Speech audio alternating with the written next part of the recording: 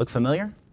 Japan actually voted this 30-cent package of ramen noodles its best invention of the 20th century. It is what most Americans are used to, so we went inside the kitchen at Gaijin in Traverse City to track down the real thing. The country is a melting pot of all kinds of cultures, right? So there is no real one thing that's American comfort food. This is the national dish of Japan. This is the comfort food of Japan. So it really made a lot of sense to us. Simon Joseph isn't the first person nor the last to see food. Comfort food in particular is a kind of universal language. The owner of a number of other experimental eateries around town, now using the city's first noodle shop, Gaijin, as a way to bridge the divide between very different places.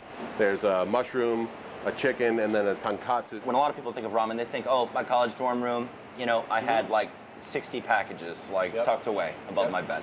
So, I mean, how do you explain to those people who are used to something like that, you know, that this is totally different? If all that you know about ramen is the weird little chicken flavor packet and the instant noodles, this is a pretty big departure.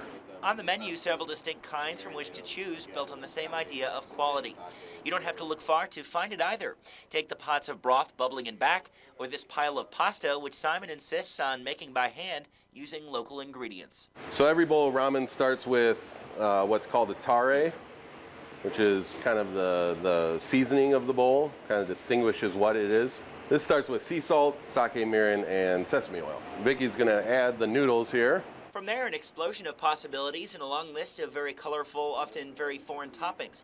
On the popular shio, fried chicken, soy egg, and green onion. We're really particular about, obviously, the ingredients that go in, but also the method. You know, we want them to be delicate, but certainly have a lot of flavor. We finish every bowl with a little bit of chili threads. These are really cool. They're actually the skin of Japanese chilies that are then shredded and dried in the sun.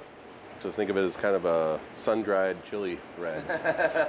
And though it may not jive with American manners, ask a ramen shop, there's only one way to eat this. There you go. That's the way. It's loud.